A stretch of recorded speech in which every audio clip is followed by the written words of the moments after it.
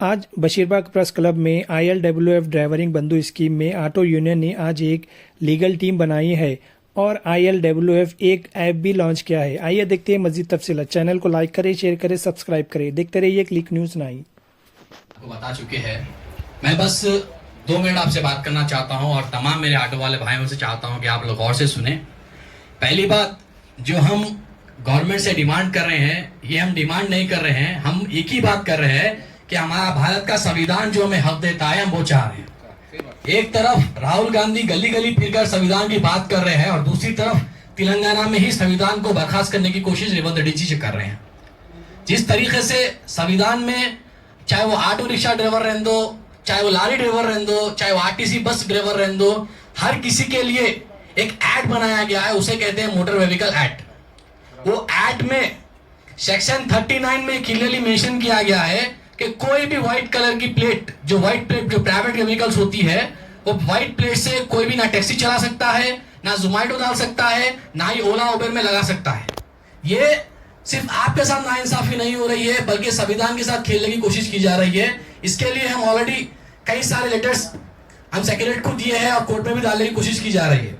और दूसरी चीज मैं ये बता दूं, सेक्शन 192(8) में ये क्लियरली मेंशन किया गया है, अगर कोई भी शख्स विदाउट परमिट के गाड़ी चलाता है तो उसके ऊपर 10,000 तक का चालान होगा और गवर्नमेंट को चाहिए कि उसकी गाड़ी को सीज किया जाए।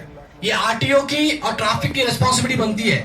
बट बड़ी अफसोस के साथ ये कहना चाह रहा हूं कि उसके रूल के बारे में ना ही RTO को पता है, ना ही हमारे ट्रैफिक वाले को एक्शन ले रहे। और दूसरी चीज, मैं ILWF की तरफ से ये कहना चाहता हूं कि बाखरी साहब का कहना है कि ILWF की तरफ से एक लीगल विंग बनाई गई है, आप लोगों के लिए एक वकीलों को तैयार किया गया है। अगर कोई भी ट्रैफिक पुलिस वाला आपसे जबरदस्ती के चालान करता है या फिर आप कोई पैसेंजर को ड्रॉप करते हैं, तो जब का जब आगे एक सेकंड में आपकी फोटो ले लेता है, रोड पे पार्किंग करे बोले फोटो ले लेता है, तो वो मुद्दों पे ये आपको ऑनरेबल सुप्रीम कोर्ट का ऑर्डर है कि आप उसकी वीडियो निकाल सकते हैं। कोई भी पुलिस वाला आपको वीडियो निकालने से नहीं रोक सकता, चाहे वो कमिश्नर रहो, चाहे वो IPS ऑफिसर हो, चाहे वो DGP हो। और दूसरी बात, अगर आप लोगों में से कोई भी हमारे ILWF के ड्राइवर भाई बंधु के साथ गलत चालान कर रहे हैं, पुलिस वाले या ट्रैफिक कर रहे हैं, तो आप बोल सकते हैं कि क्लियरली स्पॉट पे आपको पैसे भरने की जरूरत नहीं है।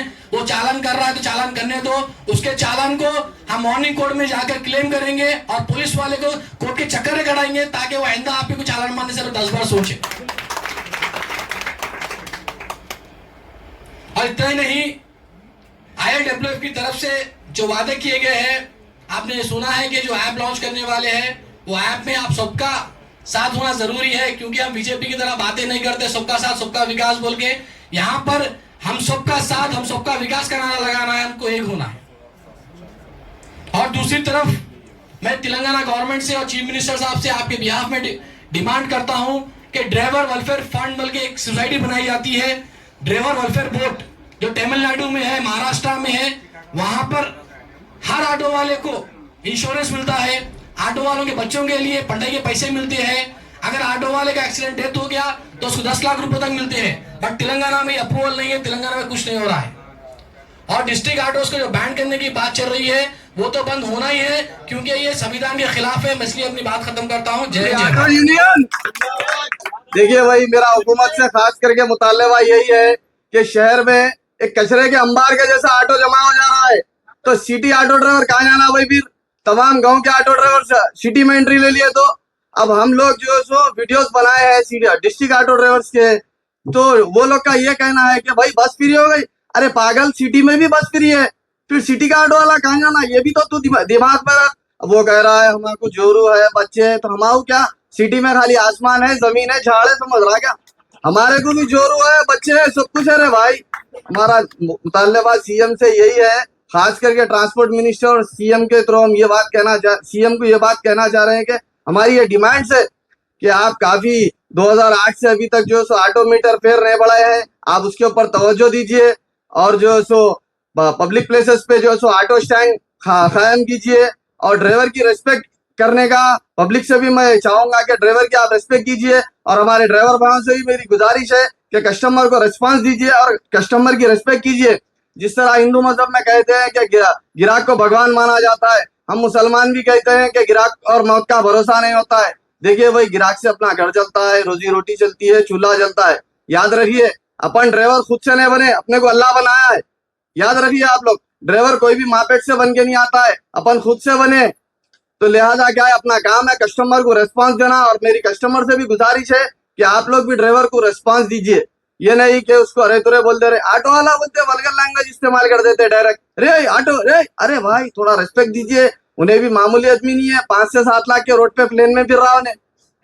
हमारा भी प्लेन है 5 से 7 लाख में, जो शहर की गलियों में फिरता। क्या बोलते भाई लोग, अब मामूली प्लेन नहीं है अपना भी।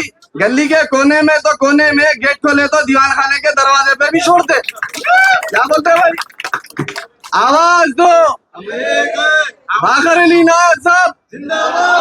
ILWFC के हाथ मजबूत करो मेरे भाइयों। याद रखो, इंशाल्लाह अब यहाँ से ऑटो ड्राइवर भी कुछ कर गुजरेगा। जज़ाकल्लाह खैर।